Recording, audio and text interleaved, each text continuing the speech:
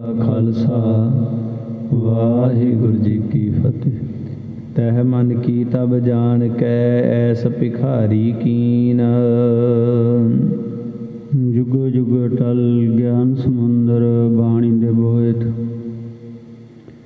ਨਿਰੰਕਾਰ ਸਰੂਪ ਅਕਾਲ ਪੁਰਖ ਜੋਤ ਧੰਨ ਧੰਨ ਧੰਨ ਸਤਿਗੁਰੂ ਸਾਹਿਬ ਸ੍ਰੀ ਗੁਰੂ ਗ੍ਰੰਥ ਸਾਹਿਬ ਮਹਾਰਾਜ ਜੀਆਂ ਦੇ ਸਜੇ ਹੋਏ ਪਾਵਨ ਦਰਬਾਰ ਗੁਰੂ ਚਰਨਾਂ ਦੇ ਵਿੱਚ ਜੁੜੇ ਹੋਏ ਸਮੂਹ ਗੁਰੂ ਰੂਪ ਖੁਦ ਖਾਲਸਾ ਪਿਆਰੀ ਸਾਧ ਸੰਗਤ ਜੀ ਫਤਿਹ ਪ੍ਰਵਾਨ ਕਰੋ। ਵਾਹਿਗੁਰੂ ਜੀ ਕਾ ਖਾਲਸਾ ਵਾਹਿਗੁਰੂ ਜੀ ਕੀ ਫਤਿਹ। ਵਡਭਾਗੇ ਹੋਣ ਸ਼ਾਮ ਦੇ ਦੀਵਾਨ ਦੀਆਂ ਹਾਜ਼ਰੀਆਂ ਭਰ ਕੇ ਆਪਣੇ ਜੀਵਨ ਦੀਆਂ ਘੜੀਆਂ ਸਫਲੀਆਂ ਬਣਾਉਂਦੇ ਹੋਏ ਲਾਹਾ ਖੱਟ ਰਹੇ ਹੋ। ਆਓ ਕੀਰਤਨ ਦਾ ਆਨੰਦ ਮਾਣਿਆ। ਕੁਝ ਸਮਾਂ ਗੁਰੂ ਇਤਿਹਾਸ ਦਾ ਲਾਹਾ ਲਈਏ। ਧੰਨ ਗੁਰੂ ਅਰਜਨ ਦੇਵ ਮਹਾਰਾਜ ਦੇ ਚਰਨਾਂ 'ਚ ਗੁਰਮੁਖ ਨਾਮੇ ਸਿੱਖ ਨੇ ਬੇਨਤੀ ਕੀਤੀ ਕਿ ਸੱਚੇ ਪਾਤਸ਼ਾਹ ਐਸੇ ਸਿੱਖ ਦੇ ਦਰਸ਼ਨ ਕਰਾਓ ਜਿਹੜਾ ਸਨਮੁਖ ਹੋਵੇ, ਗ੍ਰਸਤੀ ਜੀਵਨ ਦੇ ਵਿੱਚ ਰਹਿੰਦਾ ਹੋਇਆ ਆਪ ਜੀ ਦੇ ਨਾਲ ਸਦਾ ਜੁੜਿਆ ਹੋਵੇ। ਉਦਾਸ ਚਿੱਤ ਆਪ ਜੀ ਦੇ ਪਿਆਰ ਦੇ ਵਿੱਚ ਰਹਿਣ ਵਾਲੇ ਸਿੱਖ ਦੇ ਦੀਦਾਰ ਕਰਨੇ ਨੇ। ਸਤਿਗੁਰਾਂ ਨੇ ਗੁਰਮੁਖ ਸਿੱਖ ਨੂੰ ਆਗਿਆ ਕਰਕੇ ਗੁਜਰਾਤ ਨਗਰ ਭੇਜਿਆ ਕਿ ਗੁਜਰਾਤ ਨਗਰ ਲਾਹੌਰ ਤੋਂ 60-65 ਮੀਲ 'ਤੇ ਅਗਲੇ ਪਾਸੇ ਹੈ।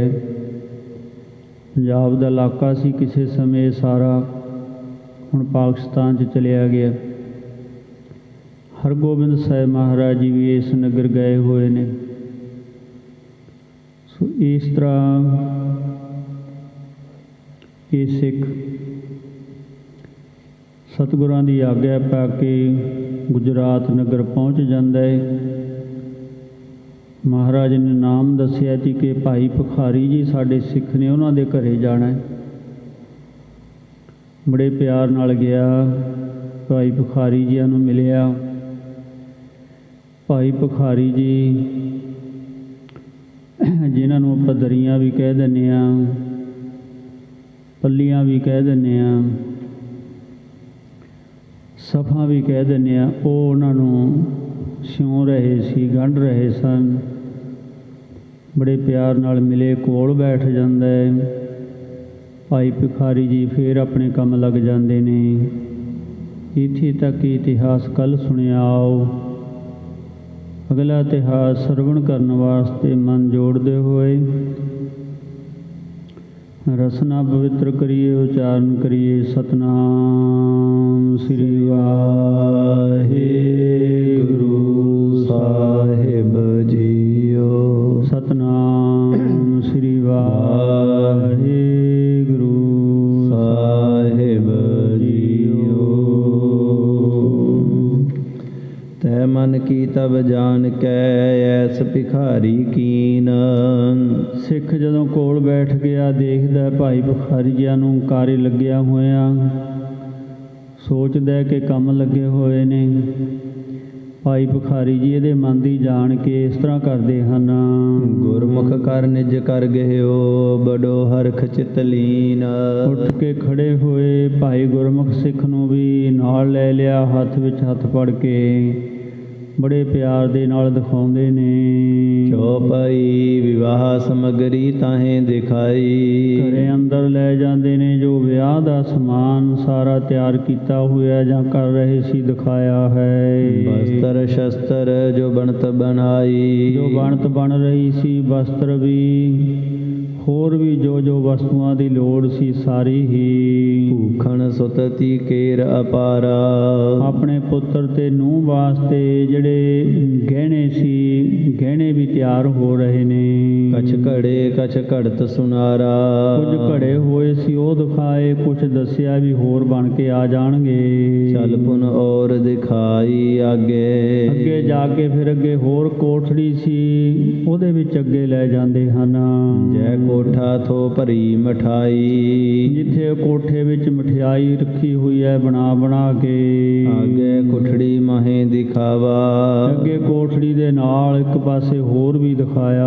ਮਿਰਤਕ ਸਾਜ ਜੋ ਕਰ ਇਕਠਾਵਾ, ਜੋ ਮਿਰਤਕ ਸਮੇਂ ਗੱਲਾਂ ਚੀਜ਼ਾਂ ਕੰਮ ਆਉਂਦੀਆਂ ਹਨ, ਉਹ ਸਾਜ ਸਾਜੋ ਸਮਾਨ ਉਹ ਦਿਖਾਇਆ ਹੈ। ਸੀੜੀ ਪਈ ਹੈ, ਕਫਨ ਪਿਆ ਇਸ ਤਰ੍ਹਾਂ ਦੇ। ਦੋਹਰਾ ਖੱਫਣ ਆਦਿਕ ਸਾਜ ਸਭ ਤੈਠਾਂ ਧਰੇ ਬਣਾਏ, ਜਦੋਂ ਬਣਾ ਕਰਕੇ ਰੱਖੇ ਹੋਏ ਨੇ ਖੱਫਣ ਤੇ ਸੀੜੀ ਦੇ ਸਮੇਤ ਦੇਖਦਾ ਹੈ ਇਹ ਗੁਰਮੁਖ ਸਿੱਖ। ਗੁਰਮੁਖ ਦਿਖ ਅਸਚਰਜ ਹਵੈ, ਪੁੱਛਿਓ ਮਨ ਬਿਸਮਾਏ। ਮਨ ਦੇ ਵਿੱਚ ਹੈਰਾਨ ਹੁੰਦਾ ਹੈ ਵੀ ਇੱਕ ਪਾਸੇ ਵਿਆਹ ਦਾ ਸਾਰਾ ਸਮਾਨ ਤਿਆਰ ਕਰਿਆ, ਇੱਧਰ ਇਹ ਵੀ ਤਿਆਰ ਕਰਕੇ ਰੱਖਿਆ ਪਿਆ ਹੈ। ਕਿ ਉਹ ਮਨ ਦੇ ਵਿੱਚ ਵਿਸਮਾਦ ਅਵਸਥਾ 'ਚ ਹੈਰਾਨਗੀ ਦੇ ਨਾਲ ਪੁੱਛਣ ਲੱਗਿਆ, ਜੋ ਭਾਈ ਕਹਿ ਕਾਰਜ ਇਹ ਮਿਰਤਕ ਸਮਾਜਾ। ਆਖਦਾ ਭਾਈ ਭਿਖਾਰੀ ਜੀ, ਆਹ ਸਮਾਨ ਇਹ ਕਿਉਂ ਤਿਆਰ ਕੀਤਾ ਹੈ? ਇਹ ਤਾਂ ਜਦੋਂ ਕੋਈ ਪ੍ਰਾਣੀ ਚੜ੍ਹਾਈ ਕਰ ਜਾਂਦਾ ਹੈ ਉਦੋਂ ਤਿਆਰ ਕਰਦੇ ਹਾਂ। ਧਰਿਓ ਇਹਾਂ ਮੋਕੋ ਕਹੁ ਕਾਜਾ, ਮੈਨੂੰ ਦੱਸੋ ਇਹ ਕੀ ਕੰਮ ਲਈ ਇੱਥੇ ਰੱਖ ਰੱਖਿਆ, ਮੈਨੂੰ ਵੀ ਪਤਾ ਲੱਗੇ। ਭਿਖਾਰੀ ਕਹਾਂ ਕਛ ਦਿਵਸ ਬਿਹਾਵੈ, ਭਾਈ ਭਿਖਾਰੀ ਜੀ ਕਹਿਣ ਲੱਗੇ, ਕੋਈ ਨਾ ਭਾਈ ਗੁਰਮੁਖਾ, ਕੁਛ ਦਿਨ ਲੰਘਣ ਦੇ, ਆਪਾਂ ਫੇਰ ਦੇਖਣਾ। ਹੁਣ ਤੋਂ ਕੋ ਸਭ ਬਾਤ ਸੁਣਾਵੈ, ਫਿਰ ਸਾਰੀ ਗੱਲ ਤੁਹਾਨੂੰ ਸੁਣਾ ਦਿਆਂਗੇ, ਦੱਸ ਦਿਆਂਗੇ। ਐਸੇ ਕਹਿ ਤਾਂ ਠਾਂ ਚੱਲ ਆਏ, ਇਉਂ ਗੱਲਾਂ ਕਰਦੇ ਕਰਦੇ ਬਾਹਰ ਆ ਗਏ ਜਿੱਥੇ ਬੈਠੇ ਸੀ। ਜੈ ਸਤਰੰਜੀ ਕੋ ਗਠ ਲਾਏ, ਜਿੱਥੇ ਦਰੀਆਂ ਨੂੰ ਚਟਾਈਆਂ ਨੂੰ ਭਾਈ ਭਿਖਾਰੀ ਜੀ ਗੰਢ ਤੁਪ ਕਰ ਰਹੇ ਸਨ, ਸਮਾਰ ਰਹੇ ਸੀ। ਗੁਰਮੁਖ ਕਹਾ ਇਸੇ ਕਿਆ ਕਰੋ, ਗੁਰਮੁਖ ਗੁਰਸਿੱਖ ਕਹਿਣ ਲੱਗਿਆ ਵੀ ਤੁਸੀਂ ਇਹ ਫੇਰ ਤਿਆਰ ਕਰਨ ਲੱਗੇ, ਕੀ ਕਰੋਗੇ ਇਸ ਤਰ੍ਹਾਂ? ਭਿਖਾਰੀ ਕਹਾ ਇਹ ਪੀ ਦਿਖ ਧਰੋ, ਭਾਈ ਭਿਖਾਰੀ ਜੀ ਕਹਿਣ ਲੱਗੇ ਜਿਹੜੀਆਂ ਦਰੀਆਂ ਤਿਆਰ ਕੀਤੀਆਂ ਨੇ ਇਹ ਵੀ ਪਤਾ ਲੱਗ ਜਾਣਾ ਹੈ। ਦੋਹਰਾ ਗੁਰਮੁਖ ਮਨ ਬਿਸਮੈ ਪਿਓ, ਇਹ ਗੁਰ ਉਪਮ ਉਚਾਰ। ਇਸ ਤਰ੍ਹਾਂ ਜਦੋਂ ਭਾਈ ਭਿਖਾਰੀ ਜੀ ਨੇ ਜਵਾਬ ਦਿੱਤਾ ਵੀ ਕੋਈ ਨਾ, ਵੀ ਆਪਾਂ ਰੱਖ ਲਾਂਗੇ, ਫੇਰ ਦੇਖ ਲੈਣਾ, ਵੀ ਕੰਮ ਆ ਜਾਣਗੀਆਂ, ਤਾਂ ਹੁਣ ਜਿਹੜਾ ਗੁਰਮੁਖ ਸਿੱਖ ਆਪਣੇ ਮਨ ਦੇ ਵਿੱਚ ਸੋਚਦਾ ਹੈ ਕਿ ਸਤਿਗੁਰਾਂ ਨੇ ਤਾਂ ਉਪਮਾ ਕਰਕੇ ਮੇਰੇ ਕੋਲ ਮੈਨੂੰ ਭੇਜਿਆ ਸੀ ਭਿਖਾਰੀ ਜੀਆਂ ਦੇ ਕੋਲ। ਇਹ ਤੋ ਗ੍ਰਹਿ ਕਾਰਜ ਪਰਿਓ ਧੰਦੈ ਰੂਪ ਨਿਹਾਰ, ਇਹ ਤਾਂ ਆਪਣੇ ਘਰ ਦੇ ਕੰਮਾਂ ਵਿੱਚ ਲੱਗਿਆ, ਸਾਰੇ ਧੰਦਿਆਂ 'ਚ ਫਸਿਆ ਹੋਇਆ ਹੈ। ਜੋ ਭਾਈ ਗੁਰਮੁਖ ਕੀ ਬਹੁ ਸੇਵਾ ਕਰੀ, ਭਾਈ ਭਿਖਾਰੀ ਜੀਆਂ ਨੇ ਬੜੇ ਚਾਅ ਦੇ ਨਾਲ ਗੁਰਮੁਖ ਸਿੱਖ ਦੀ ਸੇਵਾ ਕੀਤੀ ਹੈ। ਭਿਖਾਰੀ ਮਨ ਅਤ ਸਹਿਤ ਧਰੀ, ਮਨ ਦੇ ਵਿੱਚ ਬਹੁਤ ਪ੍ਰੇਮ ਧਾਰਨ ਕਰਕੇ ਸੇਵਾ ਕਰਦੇ ਨੇ ਗੁਰਮੁਖ ਸਿੱਖ ਦੀ ਭਾਈ ਭਿਖਾਰੀ ਜੀ। ਪਰੀ ਰੈਨ ਪੁਨ ਦਿਵਸ ਚੜਾਇਓ, ਰਾਤ ਬਤ ਪੈ ਜਾਂਦੀ ਹੈ, ਫਿਰ ਦੂਸਰਾ ਦਿਨ ਫਿਰ ਚੜ ਜਾਂਦਾ ਹੈ। ਭਿਖਾਰੀ ਸਾਜ ਸਭੈ ਇਕਠਾਇਓ, ਇਉਂ ਦਿਨ 1 2 4 ਲੰਘ ਰਹੇ ਨੇ, ਸਾਰਾ ਸਮਾਨ ਇਕੱਠਾ ਕੀਤਾ ਹੋਇਆ ਹੈ। ਜਨੇਤ ਬਣਾਏ ਵਿਵਾਹ ਸੁਤ ਕੀਓ, ਸਮਾਂ ਆ ਗਿਆ ਜਨੇਤ ਜਾਣ ਦਾ, ਵਿਆਹ ਜਾਣ ਦਾ, ਸਾਰੇ ਤਿਆਰ ਹੋਏ, ਇਕੱਤਰ ਹੋਏ, ਆਪਣੇ ਪੁੱਤਰ ਨੂੰ ਲਾਣਾ ਬਣਾਇਆ, ਜਾਂਝੀ ਬਣ ਕੇ ਚੜ ਚੱਲੇ। ਵਿਵਾਹ ਹਰਖ ਕਰ ਆਵਤ ਭਇਓ, ਜਾ ਕਰਕੇ ਆਪਣੇ ਪੁੱਤਰ ਦਾ ਵਿਆਹ ਸ਼ਾਦੀ ਕੀਤੀ, ਨੂੰਹ ਲੈ ਕੇ ਵਾਪਸ ਆ ਗਏ ਨੇ ਬੜੇ ਖੁਸ਼ੀਆਂ ਦੇ ਨਾਲ। ਆਨੰਦ ਬਾਜੇ ਬਜਤ ਅਪਾਰਾ, ਬੜੇ ਆਨੰਦ ਦੇ ਬਾਜੇ ਵੱਜੇ ਨੇ ਘਰ ਦੇ ਵਿੱਚ, ਕਈ ਦਿਨ ਬੜੀਆਂ ਖੁਸ਼ੀਆਂ ਦੀਆਂ ਰੌਣਕਾਂ ਰਹੀਆਂ। ਗਾਵਤ ਤਰਨੀ ਮੰਗਲ ਚਾਰਾ, ਸਾਰੇ ਘਰ ਦੇ ਵਿੱਚ ਸੁਆਣੀਆਂ ਬੀਬੀਆਂ ਭਾਵ ਕੇ ਖੁਸ਼ੀਆਂ ਦੇ ਗੀਤ ਗਾਉਂਦੀਆਂ ਰਹੀਆਂ। ਦੋਹਰਾ ਸੁਤ ਵਿਵਾਹ ਆਇਓ ਜਬੈ, ਭਿਖਾਰੀ ਸਦਨ ਮਝਾਰ। ਜਦੋਂ ਪੁੱਤਰ ਨੂੰ ਵਿਆਹ ਕਰਕੇ ਲੈ ਆਏ ਭਾਈ ਭਿਖਾਰੀ ਜੀ ਆਪਣੇ ਘਰ ਵਿਖੇ, ਉਜਲ ਉਪਜ ਸੂਲ ਸੁਤ ਮਿਰਤ ਹੈ, ਅਬਲਾ ਰੁਦਨ ਉਚਾਰ। ਇਸ ਤਰ੍ਹਾਂ 1 2 ਦਿਨ ਲੰਘੇ ਨੇ ਤੇ ਜਿਹੜਾ ਪੁੱਤਰ ਸੀ ਭਾਈ ਭਿਖਾਰੀ ਜੀ ਦਾ, ਇਹਦੇ ਸੂਲ ਦਰਦ ਜਿਹਨੂੰ ਆਪਾਂ ਕਹਿੰਦੇ ਹਾਂ, ਪੇਟ ਦੇ ਵਿੱਚ ਐਸਾ ਦਰਦ ਉੱਠਿਆ, ਮੌਤ ਹੋ ਜਾਂਦੀ ਹੈ। ਪਰ ਕਾਹਨ ਸਿੰਘ ਨਾਭਾ ਲਿਖਦੇ ਨੇ ਕਿ ਚੋਰ ਆ ਗਏ ਸੀ ਤੇ ਇਹ ਜਵਾਨ ਸੀ ਬੱਚਾ, ਅੱਗੇ ਜਦੋਂ ਗਿਆ ਚੋਰਾਂ ਨੇ ਗੋਲੀ ਮਾਰ ਕੇ ਮਾਰ ਦਿੱਤਾ ਸੀ। ਰਹੋ ਵਿਚਾਰ ਆਖਰ ਇਸ ਬੱਚੇ ਦੀ ਭਾਈ ਭਿਖਾਰੀ ਦੇ ਪੁੱਤਰ ਦੀ ਮੌਤ ਹੋ ਜਾਂਦੀ ਹੈ। ਚੌਪਈ ਜੇ ਅਬਲਾ ਥੀ ਮੰਗਲ ਗਾਵਤ। ਹੁਣ ਜਿਹੜੀਆਂ ਸੁਆਣੀਆਂ ਬੀਬੀਆਂ ਘਰ ਦੇ ਵਿੱਚ ਖੁਸ਼ੀਆਂ ਦੇ ਗੀਤ ਗਾਉਂਦੀਆਂ ਸੀ, ਸਭ ਰੋਦਨ ਊਚ ਸੁਨਾਵਤ। ਹੁਣ ਸਾਰੀਆਂ ਉੱਚੀ ਉੱਚੀ ਧਾਹਾਂ ਮਾਰ ਕੇ ਰੋਂਦੀਆਂ ਨੇ। ਭਿਖਾਰੀ ਸੋਈ ਬਬਾਨ ਕਢਾਈ। ਭਾਈ ਭਿਖਾਰੀ ਜੀਆਂ ਨੇ ਉਹੀ ਫਿਰ ਜਿਹੜਾ ਅੰਦਰ ਸਮਾਨ ਤਿਆਰ ਕਰਕੇ ਰੱਖਿਆ ਹੋਇਆ ਸੀ ਬਬਾਨ ਸੀੜੀ ਬਾਹਰ ਕੱਢ ਕੇ ਲਿਆਂਦੀ ਹੈ। ਜੋ ਆਗੇ ਤਿਨ ਧਰਿਓ ਬਣਾਈ। ਜਿਹੜੀ ਪਹਿਲਾਂ ਹੀ ਬਣਾ ਕਰਕੇ ਰੱਖ ਦਿੱਤੀ ਸੀ ਅੰਦਰ। ਸੋ ਵਿਵਾਨ ਖਫਣ ਸੋ ਪਾਇਓ। ਕੋਈ ਫਿਰ ਖੱਫਣ ਪਾ ਦਿੱਤਾ ਵਿਵਾਨ ਦੇ ਉੱਤੇ, ਸੀੜੀ ਦੇ ਉੱਤੇ। ਜਤਕ ਕਿਰਿਆ ਕਰ ਦਹਾ ਕਰਾਇਓ। ਇਸ ਤਰ੍ਹਾਂ ਆਪਣੇ ਪੁੱਤਰ ਦਾ ਇਸ਼ਨਾਨ ਕਰਾਇਆ। ਇਸ਼ਨਾਨ ਕਰਕੇ ਨਾਮ ਜਪਦਿਆਂ ਹੋਇਆਂ ਸਿਮਰਨ ਕਰਦਿਆਂ ਨਾਲ ਨਗਰ ਦੇ ਲੋਕ ਨੇ ਲੈ ਜਾਂਦੇ ਨੇ। ਫਿਰ ਸੰਸਕਾਰ ਕਰਕੇ ਵਾਪਸ ਮੁੜਦੇ ਨੇ। ਸੋਹਿਲਾ ਪੜ ਪ੍ਰਸਾਦ ਵਰਤਾਈ। ਫਿਰ ਗੁਰੂ ਘਰ ਦੀ ਜੋ ਮਰਜ਼ਾਦਾ ਉਸ ਅਨੁਸਾਰ ਕੀਰਤਨ ਸੋਹਲੇ ਦਾ ਪਾਠ ਕੀਤਾ, ਅਰਦਾਸ ਕੀਤੀ। ਜੋ ਗੁਰੂ ਨਾਨਕ ਰੀਤ ਚਲਾਈ। ਕਵੀ ਜੀ ਹੁਣ ਇੱਥੇ ਇਹ ਵੀ ਲਿਖ ਰਹੇ ਨੇ ਕਿ ਸਤਿਗੁਰੂ ਨਾਨਕ ਮਹਾਰਾਜ ਦੇ ਸਮੇਂ ਤੋਂ ਹੀ ਆਰੰਭ ਹੋ ਚੁੱਕੀ ਸੀ ਸਮਾਪਤੀ, ਭਾਵ ਕਿ ਜਦੋਂ ਕੋਈ ਗੁਰਸਿੱਖ ਅਕਾਲ ਚਲਾਣੇ ਕਰਦਾ ਉਦੋਂ ਕੀਰਤਨ ਸੋਹਲੇ ਦਾ ਪਾਠ ਕਰਦੇ। ਪਰਚਾਵਣੀ ਕੋ ਥੇ ਜੋ ਨਰ ਆਏ। ਹੁਣ ਸਾਰੇ ਸ਼ਾਮ ਨੂੰ ਬੈਠੇ ਹਨ, ਨਗਰ ਦੇ ਲੋਕ ਆ ਕੇ ਬੈਠਦੇ ਨੇ, ਪਰਚਾਉਣੀ ਕਰਦੇ ਨੇ, ਗੋਡਾ ਨਿਭਾਉਂਦੇ ਨੇ। ਕਰੇ ਤਾਹੇ ਸ਼ਤਰੰਜੀ ਪਾਏ। ਤੇ ਉਹੀ ਜਿਹੜੀਆਂ ਦਰੀਆਂ ਤਿਆਰ ਕਰਕੇ ਰੱਖੀਆਂ ਸੀ ਸ਼ਤਰੰਜੀਆਂ ਭਾਵ ਸਫਾਂ, ਉਹ ਸਫਾਂ ਦੇ ਉੱਤੇ ਆ ਕੇ ਬੈਠਦੇ ਨੇ। ਭਾਈ ਜੀਆਂ ਨੇ ਵਿਛਾ ਦਿੱਤੀਆਂ ਸਾਰੀਆਂ।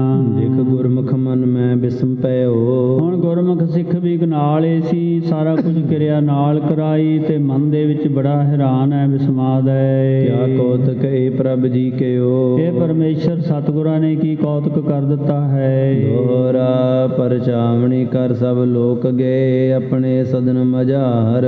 ਪਰਚਾਉਣੀ ਕਰਕੇ ਸਾਰੇ ਲੋਕ ਸਮੇਂ ਅਨੁਸਾਰ ਉੱਠ ਕੇ ਆਪਣੇ ਘਰਾਂ ਨੂੰ ਚਲੇ ਗਏ ਸ਼ਾਮਾਂ ਨੂੰ। ਤਬਲੋ ਨਿਸਿਆਵਤ ਭਈ ਲੋਪ ਦਿਵਸ ਤਹਿਵਾਰ। ਰਾਤ ਦਾ ਸਮਾਂ ਹੋਇਆ ਹੈ, ਭਾਈ ਭਿਖਾਰੀ ਜੀ ਫਿਰ ਪਰਿਵਾਰ ਹੀ ਰਹਿ ਗਿਆ ਹੈ ਘਰੇ। ਚੌਪਈ ਭਿਖਾਰੀ ਕੋ ਇਕਾਂਤ ਦਿਖ ਪਾਏ। ਜਦੋਂ ਗੁਰਮੁਖ ਸਿੱਖ ਨੇ ਦੇਖਿਆ ਕਿ ਹੁਣ ਭਾਈ ਭਿਖਾਰੀ ਜੀ ਇਕੱਲੇ ਨੇ, ਮੈਂ ਵੀ ਇਕੱਲਾ ਹੀ ਹਾਂ। ਗੁਰਮੁਖ ਤਬ ਜੋ ਬੈਨ ਸੁਣਾਏ। ਗੁਰਮੁਖ ਫਿਰ ਭਾਈ ਭਿਖਾਰੀ ਜੀ ਨਾਲ ਗੱਲਾਂ ਕਰਨ ਲੱਗਿਆ ਹੈ। ਜੇ ਤੁਮ ਪੁੱਤਰ ਮਿਰਤ ਕੋ ਜਾਣਤ। ਕਹਿਣ ਲੱਗੇ ਭਾਈ ਭਿਖਾਰੀ ਤੇਰੀਆਂ ਕਿ ਜਿਹੜੇ ਕੰਮ ਸੀ, ਜੋ ਤੂੰ ਸਾਰਾ ਸਮਾਨ ਤਿਆਰ ਕੀਤਾ ਹੈ, ਇਹ ਤੋਂ ਪ੍ਰਤੀਤ ਹੋ ਰਿਹਾ ਕਿ ਤੁਹਾਨੂੰ ਪਤਾ ਸੀ ਤੁਹਾਡੇ ਪੁੱਤਰ ਦੀ ਮੌਤ ਹੋ ਜਾਣੀ ਹੈ। ਜੇ ਤੁਸੀਂ ਇਹ ਸਾਰੀ ਗੱਲ ਪਹਿਲਾਂ ਹੀ ਜਾਣਦੇ ਸੀ। ਵਿਵਾਹ ਜਤਨ ਕਾਹੇ ਹਿਤ ਠਾਨਤ। ਤੁਸੀਂ ਐਡਾ ਯਤਨ ਵਿਆਹ ਕਿਉਂ ਕੀਤਾ ਹੈ ਆਪਣੇ ਪੁੱਤਰ ਦਾ।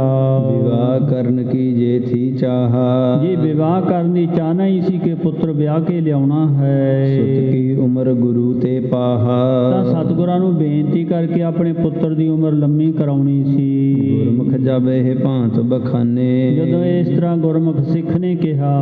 ਭਿਖਾਰੀ ਉੱਤਰ ਦਿਓ ਸੋ ਜਾਣੇ। ਭਿਖਾਰੀ ਜੀ ਬੜੇ ਸਿਆਣੇ ਪੂਰਨ ਗੁਰਸਿੱਖ ਸੀ, ਹੁਣ ਜਵਾਬ ਦਿੰਦੇ ਨੇ ਗੁਰਮੁਖ ਸਿੱਖ ਨੂੰ। ਦੋਹਰਾ ਗ੍ਰਹਿ ਸੁਤ ਧਨ ਤ੍ਰਿਉਜ ਅਹੇ ਸਭ ਮਿਥਿਆ ਜਗ ਜਾਣ। ਕੀ ਆਖਿਆ ਭਾਈ ਭਿਖਾਰੀ ਜੀਆਂ ਨੇ ਗੁਰਮੁਖਾਂ, ਆ ਜਿਹੜਾ ਘਰ ਪੁੱਤਰ ਧੀ ਇਸਤਰੀ ਜਿੰਨੇ ਸੰਬੰਧੀ ਨੇ ਇਹ ਸਾਰੇ ਮਿਥਿਆ ਹਨ। ਝੂਠਾ ਹੀ ਇਨ ਮੋਹ ਰਚੈ ਸਭੇ ਬੰਧਨ ਮਾਨ। ਇਹਨਾਂ ਦੇ ਵਿੱਚ ਮੋਹ ਸਭ ਝੂਠਾ ਹੈ, ਇਹ ਜੀਵ ਵਾਸਤੇ ਬੰਧਨ ਹੀ ਹਨ। ਇਹਨਾਂ ਬੰਧਨਾਂ 'ਚ ਆਪਾਂ ਸਾਰੇ ਬੰਨੇ ਹੋਏ ਆ।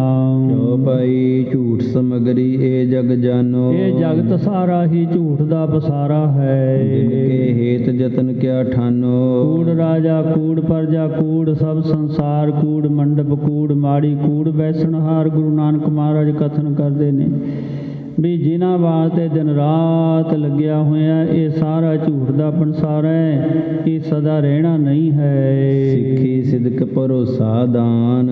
ਬਸ ਗੁਰੂ ਦੇ ਕੋਲੋਂ ਇਹ ਚੀਜ਼ਾਂ ਥੋੜ੍ਹਾ ਮੰਗਣੀਆਂ ਚਾਹੀਦੀਆਂ ਨੇ, ਗੁਰੂ ਦੇ ਕੋਲੋਂ ਮੰਗਣਾ ਚਾਹੀਦਾ ਹੈ।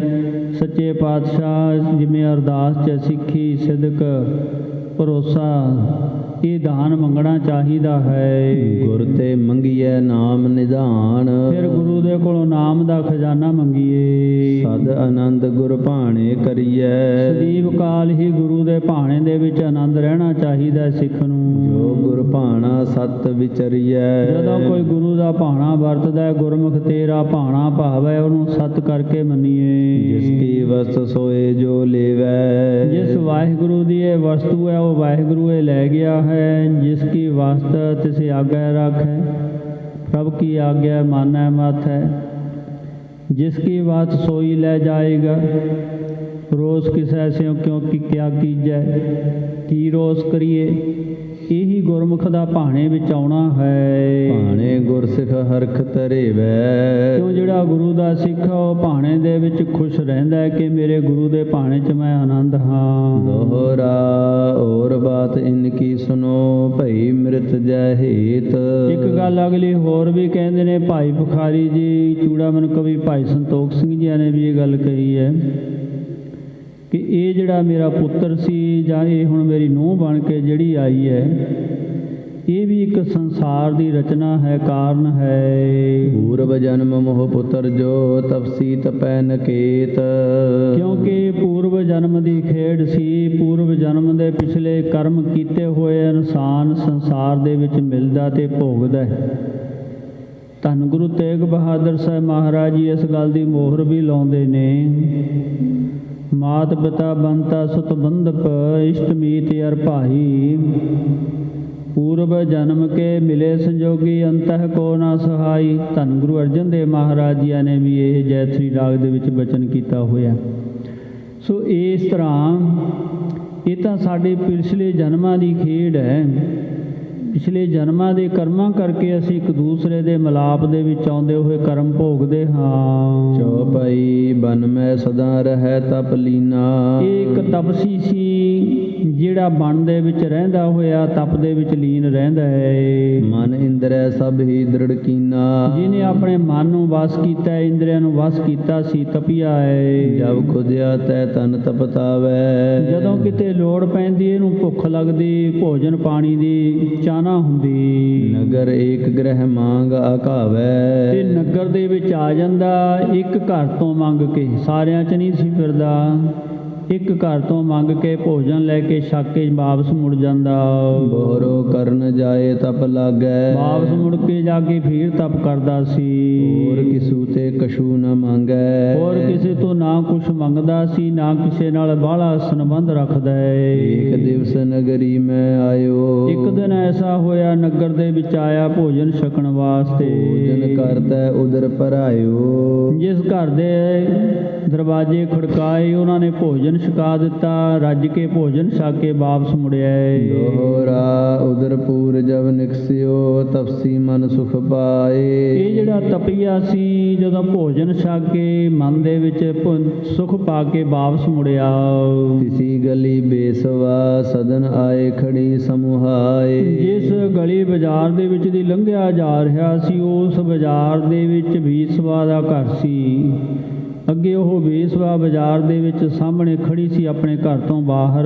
ਚੌਪਈ ਦਿਖ ਤਪਸੀ ਤੈ ਮੋਹਤ ਭਿਓ। ਇਹ ਤਪਸੀ ਦਾ ਮਨ ਵੀ ਉਸ ਬੇਸਵਾ ਨੂੰ ਦੇਖ ਕੇ, ਕਿਉਂਕਿ ਦੇਖਣ ਦੇ ਨਾਲ ਇੱਛਾ ਪੈਦਾ ਹੋ ਜਾਂਦੀ ਹੈ ਇਨਸਾਨ ਦੇ। ਜਿਵੇਂ ਭਾਈ ਜੋਗਾ ਜੀ ਲਾਵਾਂ ਛੱਡ ਕੇ ਆ ਗਏ ਸੀ, ਪਰ ਜਦੋਂ ਹੁਸ਼ਿਆਰਪੁਰ ਬਾਜ਼ਾਰ ਦੇ ਵਿੱਚ ਲੰਘਣ ਲੱਗੇ ਤੇ ਮਨ ਦੇ ਵਿੱਚ ਇਹ ਫੁਰਨਾ ਪੈਦਾ ਹੋ ਗਿਆ।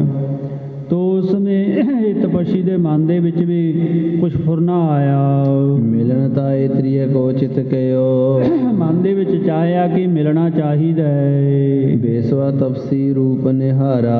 ਪਰ ਉਹ ਬੇਸਵਾ ਨੇ ਵੀ ਇਸ ਤਪੱਸੀ ਵੱਲ ਜਦੋਂ ਤੱਕਿਆ, ਦੇਖਿਆ ਇਸ ਤਪਸਵੀ ਨੂੰ, ਚਾਹਤ ਤਾਂ ਕੋ ਕਰੋ ਪਤਾਰਾ।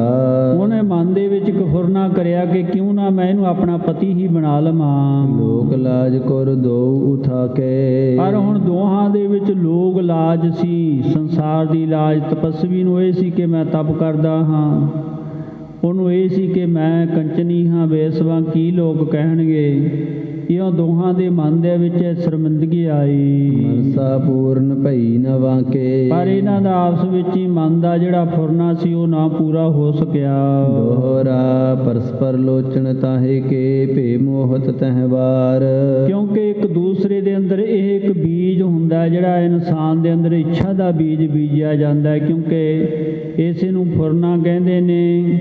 ਇਹੀ ਇੱਕ ਬੀਜ ਹੈ, ਇੱਛਾ ਹੈ ਜਿਹੜੀ ਇਨਸਾਨ ਨੂੰ बार क्योंकि अंत काल जो लक्ष्मी सिमरै सी चिंता मैं जी मरै सर्प जोन बल बल अवतरै।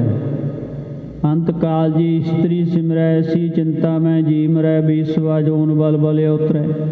सो इस तरह अंत समय जदों यह मन दे विच वासना वधा आवे जाए, ये वासना सी एक दूसरे नाल चाहना सी, ये वासना अंदर रह गई, उधरों फिर समा आ जाता है। मानो नागन छोहे गई दहू न दे संभार। क्यों मानो इन्हां दोहां दे मन दे अंदर बाहला ज्यादा एक दूसरे प्रति खिच बनी ते अपने आप नूं ना संभालिया। चौपाई तपसी मोहत बन में गयो। तपसी बन दे विच चलिया गया जिथे उहदा अपना डेरा आसन सी। निज कुटिया जाए मृतक भयो। वो अपनी कुटिया ते जाके सवास पूरे हुए समा सी नेड़े मौत हो जाती है। बेसवा पी निज गृह मृत पाई। ये बेसवा ने भी अपने घर दे अंदर मौत पाई है। तपसी मिलन वासना धाई। पर मन दे विच ये वासना सी जिहड़ी वासना दे इंसान संसार बार बार जन्म धारदा है। तप प्रभाव तपसी था जोई। पर ये तप दा प्रभाव सी फिर भी बंदगी करदा सी क्योंकि इंद्रजित लोक सी, इस करके वो तप दा प्रभाव बल होण करके हमरे ग्रह आसुत प्यो सोई। भाई भखारी जी गुरमुख सिख नूं दस रहे ने, कहंदे फिर मेरे घर इहने जन्म लिया है। पाए जन्म गुर दर्श निहारी। इस करके मेरे घर जन्म लिया, तपस्या दा फल सी, फिर गुरु दे दीदार करदा रहा मेरे नाल जाके। प्यो मुक्त संदेह निवारी। इस करके कोई संसा नहीं है, हुण वक्त आ गया ये मुक्त हो गया। दोहरा तपसी दस प्रताप ते जन्म बेसवा आए। पर ये तपसी दा प्रताप ਉਹਦਾ ਵੀ ਤਪ ਦਾ ਪ੍ਰਤਾਪ ਸੀ, ਭਾਵੇਂ ਉਹ ਬੇਸਵਾ ਉਹਦੇ ਨਾਲ ਕਿਉਂਕਿ ਇੱਛਾ ਪੈਦਾ ਹੋਈ ਉਹਨੂੰ ਵੀ ਇਹ ਫਲ ਮਿਲਿਆ ਇਸ ਦੇ ਤਪ ਦਾ। ਸਿੱਖਣ ਗ੍ਰਹਿ ਪੁੱਤਰੀ ਭਈ ਬਹੁਰ ਮਿਲੀ ਤਹ ਆਏ। ਇਹਨੂੰ ਵੀ ਸਿੱਖਾਂ ਦੇ ਘਰੇ ਜਨਮ ਮਿਲਿਆ, ਪੁੱਤਰੀ ਬਣ ਕੇ ਫਿਰ ਇਹ ਮੇਰੇ ਘਰ ਆਈ, ਭਾਵ ਕਿ ਆਪਸ ਵਿੱਚ ਹੀ ਪਤੀ ਪਤਨੀ ਬਣੇ। ਚੌਪਾਈ ਪੂਰਵ ਜਨਮ ਇੱਛਾ ਦੁਖ ਕੀਨੀ। ਇਹ ਦੋਹਾਂ ਦੀ ਪਿਛਲੇ ਜਨਮ ਦੀ ਜਿਹੜੀ ਇੱਛਾ ਸੀ ਇਹ ਪੂਰੀ ਹੋਈ ਹੈ। ਪਰਸਪਰ ਮਿਲੇ ਹੇਤ ਅਤ ਲੀਨੀ। ਪਰਸਪਰ ਮਿਲੇ ਬਸ ਇਹੀ ਕਾਰਨ ਸੀ ਦੋਹਾਂ ਦਾ। ਭਿਓ ਵਿਰਕਤ ਚਿਤ ਅਬ ਸੋਈ। ਵੀ ਹੁਣ ਉਹ ਮੰਨ ਲਓ ਵੀ ਇਹਨੇ ਹੁਣ ਸਾਰੀ ਜ਼ਿੰਦਗੀ ਬਿਰਕਤ ਰਹਿਣਾ ਹੈ, ਕਿਉਂਕਿ ਪੁਰਾਣੇ ਸਮੇਂ 'ਚ ਇਸੇ ਤਰ੍ਹਾਂ ਹੁੰਦਾ ਸੀ। ਫਿਰ ਬੱਚੀਆਂ ਸ਼ਾਦੀ ਨਹੀਂ ਸੀ ਕਰਾਉਂਦੀਆਂ ਜਦੋਂ ਪਤੀ ਚੜ੍ਹਾਈ ਕਰ ਜਾਂਦਾ ਹੈ। ਇਸਤਰੀ ਮਿਲਤ ਮ੍ਰਿਤਕ ਅਬ ਹੋਈ। ਵੀ ਹੁਣ ਮੇਰੇ ਪੁੱਤਰ ਦੀ ਤਾਂ ਮੌਤ ਹੋ ਗਈ, ਉਹ ਤੇ ਗੁਰੂ ਦੀ ਕਿਰਪਾ ਹੋਈ ਹੈ, ਗੁਰੂ ਦਾ ਸਿੱਖ ਬਣਿਆ ਹੋਇਆ ਸੀ, ਉਹਨੂੰ ਮੁਕਤੀ ਮਿਲੀ ਹੈ, ਪਰ ਹੁਣ ਇਹਦਾ ਵੀ ਭਲਾ ਹੋਣਾ ਹੈ। ਸੁਤ ਭਿਓ ਮੁਕਤ ਜੋ ਤਰਿਆ ਰਹਾਈ। ਹੁਣ ਜਿਹੜੀ ਇਹ ਮੇਰੀ ਨੂੰਹ ਰਹੀ ਹੈ, ਭਾਵ ਜਿਹੜੀ ਮੇਰੇ ਪੁੱਤਰ ਦੇ ਘਰੋਂ ਹੈ, ਸਿੱਖਣ ਕੀਏ ਸੇਵ ਕਰਾਈ। ਮੇਰੇ ਘਰ ਇਹਨੇ ਰਹਿਣਾ ਹੈ, ਗੁਰ ਸਿਖਾਉਣਗੇ, ਸਿੱਖਾਂ ਦੀ ਗੁਰੂ ਦੀ ਸੇਵਾ ਕਰੂਗੇ। ਕਰ ਸੇਵਾ ਸੋ ਮੁਕਤੀ ਪਾਵੈ। ਇਹਨੂੰ ਵੀ ਇਹ ਫਲ ਮਿਲ ਜਾਣਾ, ਸੇਵਾ ਕਰਕੇ ਇਹਨੂੰ ਵੀ ਮੁਕਤੀ ਦੀ ਪ੍ਰਾਪਤੀ ਹੋ ਜਾਣੀ ਹੈ। ਗੁਰ ਪ੍ਰਸਾਦ ਭਵ ਮਰਨ ਮਿਟਾਵੈ। ਗੁਰੂ ਦੀ ਕਿਰਪਾ ਦੇ ਨਾਲ ਜਨਮ ਤੇ ਮਰਨ ਇਹਦੇ ਦੋਏ ਮਿਟ ਜਾਣੇ ਹਨ। ਦੋਹਰਾਇ ਆਪਣੇ ਕੋਤਕ ਆਪ ਹੀ ਸਤਿਗੁਰ ਹਰਖ ਦਿਖਾਏ। ਇਉਂ ਕਵੀ ਜੀ ਕਹਿ ਰਹੇ ਨੇ ਵੀ ਸਤਿਗੁਰੂ ਮਹਾਰਾਜ ਦੇ ਆਪਣੇ ਕੌਤਕ ਨੇ, ਇਹਨਾਂ ਕੌਤਕਾਂ ਨੂੰ ਆਪ ਹੀ ਖੁਸ਼ੀ ਖੁਸ਼ੀ ਵਰਤਾ ਦਿੰਦਾ ਹੈ ਤੇ ਸਿੱਖ ਬੜੇ ਖੁਸ਼ੀ ਦੇ ਨਾਲ ਦੇਖਦਾ ਹੈ। ਤੇ ਗੁਰ ਭਾਣੇ ਸਦਾ ਰਹੋ ਹਰਖ ਗੁਣ ਗਾਏ। ਭਾਈ ਭਖਾਰੀ ਜੀ ਕਹਿ ਰਹੇ ਨੇ ਵੀ ਇਸ ਕਰਕੇ ਭਾਈ ਗੁਰਮੁਖ ਸਿੱਖ ਸਦੀਵ ਕਾਲ ਗੁਰੂ ਦੇ ਭਾਣੇ ਦੇ ਵਿੱਚ ਖੁਸ਼ ਰਹੀਏ, ਜਿਵੇਂ ਗੁਰੂ ਵਰਤਾਉਂਦਾ ਉਹਨੂੰ ਸਦੀਵ ਕਾਲ ਸਤ ਕਰਕੇ ਮੰਨੀਏ। ਚੌਪਾਈ ਭਿਖਾਰੀ ਕੇ ਇਮ ਬੈਨ ਸੁਣਾਏ। ਭਾਈ ਭਖਾਰੀ ਜੀ ਦੇ ਬਚਨ ਸੁਣ ਕੇ ਗੁਰਮੁਖ ਸਿੱਖ ਭਾਈ ਗੁਰਮੁਖ ਮਨ ਸੁਖ ਪਾਏ। ਮਨ ਕਰਕੇ ਬੜਾ ਸੁਖ ਪਾਇਆ ਭਾਈ ਗੁਰਮੁਖ ਨੇ। ਬਾਰੰਬਾਰ ਬੰਦਨਾ ਕਰੀ। ਬਾਰ ਬਾਰ ਭਾਈ ਭਖਾਰੀ ਜੀ ਨੂੰ ਨਮਸਕਾਰ ਕਰਦਾ ਹੈ। ਚਰਨ ਧੂੜ ਤੈ ਮਸਤਕ ਧਰੀ। ਭਾਈ ਭਖਾਰੀ ਜੀ ਦੇ ਚਰਨਾਂ ਦੀ ਧੂੜ ਲੈ ਕੇ ਮੱਥੇ ਨੂੰ ਲਾਈ। ਬਹੁਰ ਕਿਉ ਜੈਸੇ ਗੁਰ ਕਹਾ। ਫਿਰ ਉਸੇ ਤਰ੍ਹਾਂ ਕੀਤਾ ਜਿਵੇਂ ਸਤਿਗੁਰੂ ਮਹਾਰਾਜ ਦੇ ਹੁਕਮ ਸੀ। ਤਸ ਸਨਮੁਖ ਹਮ ਨੇਤਰੀ ਲਹਾ। ਕਿਉਂਕਿ ਦੇਖ ਲਿਆ ਭਾਈ ਗੁਰਮੁਖ ਸਿੱਖ ਨੇ ਆਪਣੇ ਅੱਖਾਂ ਦੇ ਨਾਲ ਜਿਹੜਾ ਸਨਮੁਖ ਸਿੱਖ ਹੈ, ਗੁਰਮੁਖ ਸਿੱਖ ਹੈ, ਉਹਦੇ ਦੀਦਾਰ ਕੀਤੇ। ਬਹੁਰ ਭਿਖਾਰੀ ਬਚਨ ਅਲਾਏ। ਭਿਖਾਰੀ ਜੀਆਂ ਨੇ ਹੋਰ ਵੀ ਬਚਨ ਕੀਤੇ। ਸਨਮੁਖੇ ਅਛਰ ਚਾਰ ਲਗਾਏ। ਆਖਿਆ ਕਿ ਸਨਮੁਖਰ ਨੇ ਜਿਹੜੇ ਬਹੁਤ ਪਵਿੱਤਰ ਨੇ, ਸੁੰਦਰ ਨੇ। ਦੋਹਰਾ ਅਬ ਸੱਸਾ ਪ੍ਰਾਪਤ ਭਇਓ ਮੋਕੋ ਗੁਰ ਪ੍ਰਸਾਦ। ਕੀ ਆਖਿਆ ਕਿ ਗੁਰੂ ਦੀ ਕਿਰਪਾ ਦੇ ਨਾਲ ਹੁਣ ਮੈਨੂੰ ਇਹ ਬਖਸ਼ਿਸ਼ ਪ੍ਰਾਪਤ ਹੋਈ ਹੈ। ਗੁਰ ਭਾਣੇ ਸਭ ਹੀ ਮਿਲੈ ਕਰੋ ਗੁਰੂ ਗੁਰ ਜਾਪ। ਵੀ ਜਿਹੜੇ ਗੁਰੂ ਦੇ ਭਾਣੇ ਦੇ ਵਿੱਚ ਰਹਿੰਦੇ ਨੇ ਉਹ ਸਦੀਵ ਕਾਲ ਗੁਰੂ ਦਾ ਜਾਪ ਜਪਦੇ ਹਨ। ਹੁਣ ਇਸ ਤਰ੍ਹਾਂ ਗੁਰਮੁਖ ਸਿੱਖ ਕਹਿੰਦਾ ਵੀ ਮੇਰਾ ਸੰਕਾ ਸੀ ਦੂਰ ਹੋ ਗਿਆ। ਗੁਰੂ ਦੇ ਪਿਆਰ ਦੇ ਵਿੱਚ ਜਿਹੜੇ ਗੁਰਮੁਖ ਗੁਰਸਿੱਖ ਨੇ ਸਦਾ ਸਿਮਰਨ ਕਰਦੇ ਹੋਏ, ਪ੍ਰਮਾਤਮਾ ਦੇ ਪਿਆਰ ਦੇ ਵਿੱਚ ਜੁੜੇ ਹੋਏ, ਭਾਣੇ 'ਚ ਰਹਿੰਦੇ ਹੋਏ ਆਪਣਾ ਜੀਵਨ ਬਸਰ ਕਰਦੇ ਨੇ। ਇਹੀ ਗੁਰਮੁਖਾਂ ਤੇ ਸੰਸਾਰ ਦੇ ਸਾਡੇ ਮਨਮੁਖ ਲੋਕਾਂ ਦੀ ਗੱਲ ਦਾ ਫਰਕ ਹੈ। ਅਸੀਂ ਭਾਣੇ 'ਚ ਨਹੀਂ ਹਾਂ, ਗੁਰਮੁਖ ਭਾਣੇ 'ਚ ਹੁੰਦਾ ਹੈ। ਭਾਣੇ 'ਚ ਆਉਣ ਦਾ ਉਦਮ ਕਰੀਏ, ਗੁਰੂ ਦੇ ਪਿਆਰ ਦੇ ਵਿੱਚ ਜੁੜੀਏ, ਜਿਸ ਕਰਕੇ ਗੁਰੂ ਦਾ ਜਾਪ, ਗੁਰਬਾਣੀ ਦਾ ਜਾਪ, ਨਾਮ ਜਪੀਏ। ਭਾਣੇ 'ਚ ਆਉਣਾ, ਸਿਮਰਨ ਕਰਨਾ, ਮਨ ਦੇ ਵਿੱਚੋਂ ਹੰਕਾਰ ਤਿਆਗ ਦੇਣਾ, ਇਹ ਤਿੰਨ ਗੁਣ ਜਿਹਦੇ ਵਿੱਚ ਆ ਜਾਂਦੇ ਨੇ ਉਹ ਪੂਰਨ ਗੁਰਸਿੱਖ ਬਣ ਜਾਂਦਾ ਹੈ। ਸੋ ਆਪਾਂ ਵੀ ਉਦਮ ਕਰੀਏ, ਗੁਰੂ ਵਾਲੇ ਬਣ ਕੇ ਗੁਰੂ ਦੇ ਪਿਆਰ 'ਚ ਜੁੜ ਕੇ ਜੀਵਨ ਦਾ ਲਾਹਾ ਲੈ ਕੇ ਵਡਭਾਗੇ ਬਣੀਏ। ਸਮੇਂ ਦੀ ਸਮਾਪਤੀ ਹੈ, ਫਤਿਹ ਪ੍ਰਵਾਨ ਕਰੀਏ ਜੀ। ਅਬ ਸੱਸਾ ਪ੍ਰਾਪਤ ਭਇਓ ਮੋਕੋ ਗੁਰ ਪ੍ਰਸਾਦ। ਗੁਰ ਭਾਣੇ ਸਭ ਹੀ ਮਿਲੈ ਕਰੋ ਗੁਰੂ ਗੁਰ ਜਾਪ। ਵਾਹਿਗੁਰੂ ਜੀ ਕਾ ਖਾਲਸਾ,